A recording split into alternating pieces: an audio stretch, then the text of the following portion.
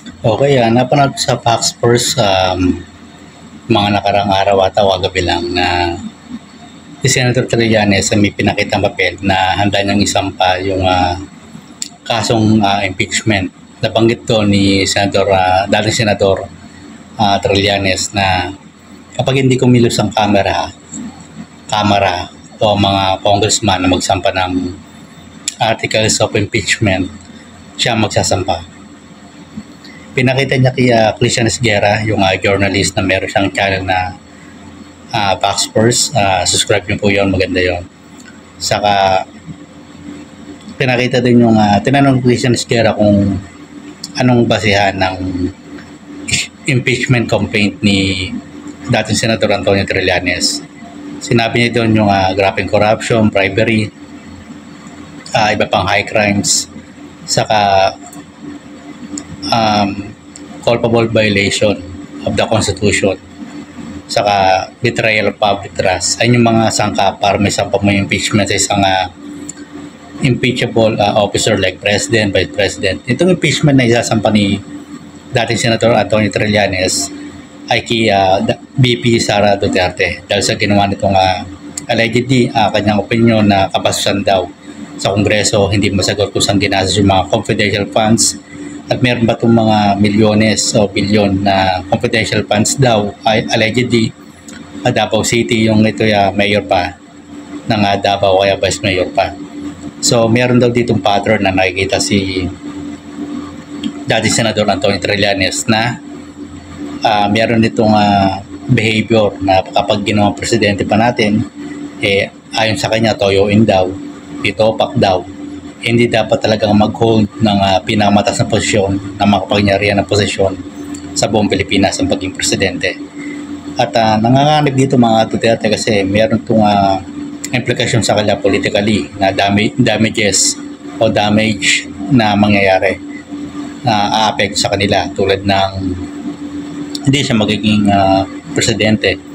Ayun ang pag-asa nila na pag naging presidente si Vice President Sara Duterte, mawawala yung kaso daw sa mga kinasuhan tulad ni Pastor Kibuloy, sa kanyang kapatid, sa kanyang ama, syempre, sa kanilang mga kaalyado na si Senator Bato de la Rosa. Pero itong mabigat pa, no, yung ICC warrant of arrest. Probably baka dumating daw kung October or November yung warrant of arrest na yan. So malaking problema yan ng mga Duterte, lalo sila malalagas na. Biro-biro ng social media, si Kitty Duterte lang daw matitira sa angka nila dahil sa mga kasong kakarapin ng mga angka ng mga Duterte. So ito, hintayin natin yung mga, kung hindi kikilos sila congressman, ang Kamara, ay merong isasampang kaso si articles of impeachment si dating Senador Antonio Trillanes. Alam niyo naman niya, kinasuhan na niya sila Bongo, di ba? Sa si dating Presidente Duterte.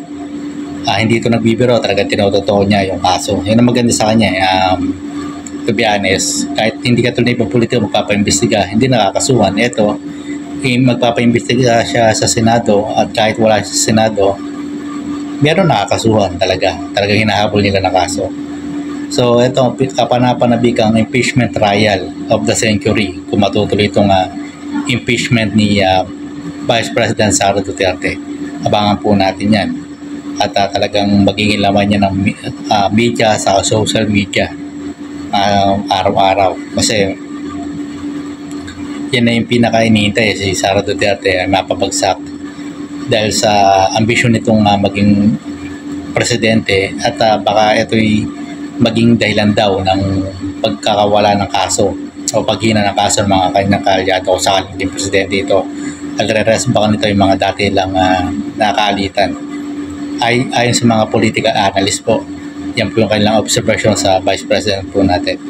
Nagpa-press si Vice President Sara Duterte kagabi din, kahapon, tungkol sa impeachment na meron daw talagang balak sa kanyang impeachment trial sa kasakali. So hanggang dito lang po muna yung vlog po natin sa politika, sa batas.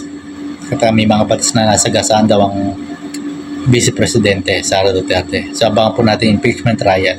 Constitutional po yan. Nag-vlog nga pala si isang abogado rin na vlogger na si Atty. Enzo Recto na merong mas madaling paraan para maikasan ng impeachment trial. So 105 na congressman, 1/3 ang kailangan daw ata, no? So kung taga-subaybay ka ni Atty. Enzo Recto, mapapanood nyo po yan doon. Hindi ko lang nakakuha yung link pa siya, na hanapin nyo lang Enzo Recto yung channel po.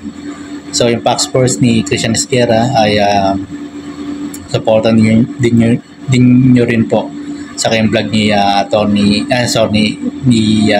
dati Senador Trillanes. Supported din po. Pero mapanood nyo naman sa mga balita sa social media.